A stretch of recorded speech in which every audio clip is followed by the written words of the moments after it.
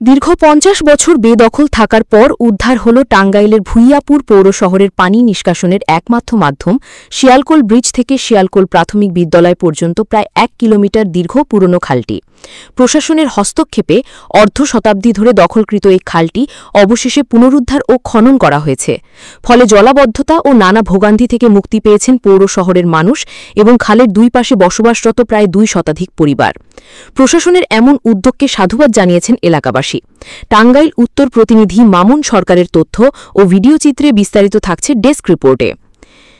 একসময়ের অত্যন্ত গুরুত্বপূর্ণ এই খালটি শিয়ালকোল হাট থেকে বিরামদী হয়ে পশ্চিম ভূঁইয়াপুরের লৌহজং নদীর সঙ্গে সংযুক্ত ছিল। তখনই খাল দিয়ে খেয়া নৌকা ও ইঞ্জিন চালিত নৌকা চলাচল করত। কিন্তু কালের বিবর্তনে খালটি তার নাব্যতা হারাতে থাকে, আর সেই সুযোগে ধীরে ধীরে দখলে চলে যায় খালের দুই পাড়।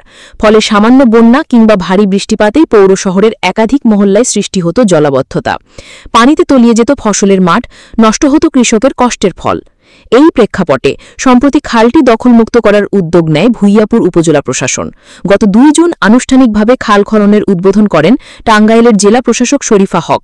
পরে উপজেলা ও পৌর প্রশাসনের যৌথ প্রচেষ্টায় খালটি সম্পূর্ণরূপে দখলমুক্ত করে পুনঃখনন করা হয়। দীর্ঘ ৫০ বছর পর জলাবদ্ধতা থেকে মুক্তি পেয়েছেন পৌর শহরের মানুষ ও খালের আশেপাশে বসবাসকারী পরিবারগুলো।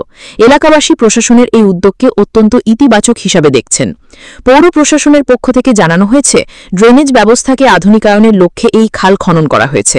ভবিষ্যতে পর্যায়ক্রমে খালের শাখা খালগুলোকেও খননের পরিকল্পনা রয়েছে।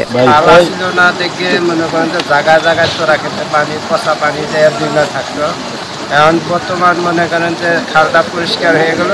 এখন আমাদের সুবিধা হইল যে চড়া ব্যাগ পচা পানি সবাই খালের মধ্যে নেমে আসে, আমাদের একটু সুবিধা ভালো হয়েছে।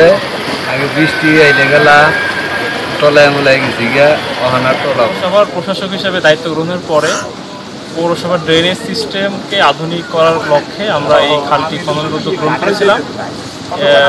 সম্মানিত জেলা প্রশাসক স্যারের সার্বিক দিক নির্দেশনা এবং ইউনো স্যারের পরামর্শক্রমে আমরা এই কাজটি শুরু করেছিলাম এবং এলাকাবাসী এবং সুশীল সমাজের সার্বিক সহযোগিতায় আমরা এই কাজটি সুষ্ঠুভাবে সম্পন্ন করতে পেরেছি। আমরা এই খালেরই আরও কিছু শাখা আছে যেগুলো আমরা পরবর্তীতে খনন করার কার্যক্রম। আমাদের এখানে শিয়ালকোল ব্রিজ থেকে আমাদের এই হাটখোলা এই যে একটা প্রাথমিক বিদ্যালয় আছে, এই পর্যন্ত প্রায় ১ কিলোমিটার আমার খাল শ্রেণীর যে জমি এটা ছিল, কিন্তু এই জমিটা দীর্ঘদিন পর্যন্ত বিভিন্ন লোকজন অবৈধভাবে দখল করেছিল, যার ফলে আমরা দেখেছি যে অত্র এলাকার প্রায় ২০০ পরিবার এই বৃষ্টির দিনে তাদের ভিতরে জলবদ্ধতা তৈরি হয়, তারা বের হতে পারে না। এছাড়াও যে শিক্ষা প্রতিষ্ঠান আছে, শিক্ষা প্রতিষ্ঠানে জলবদ্ধতা তৈরি হচ্ছে, যার দরুন শিক্ষার্থীদের পাঠদানে কার্যক্রম ব্যাঘাত ঘটছে। এর ধারাবাহিকতা আমরা চিন্তা করেছি যে এই খালটাকে যদি আমরা উদ্ধার করে এই খালে যদি আমরা নাব্যতা ফিরিয়ে আনতে পারি, তাহলে অত্র এলাকার যে জলবদ্ধতা আছে জলবদ্ধতা দূর হবে এবং একই সাথে বৃষ্টির দিনে যে সকল কৃষকগণ ফসল ফলায় তাহলে তারা ওই ফসলটাও ফলাতে পারবে।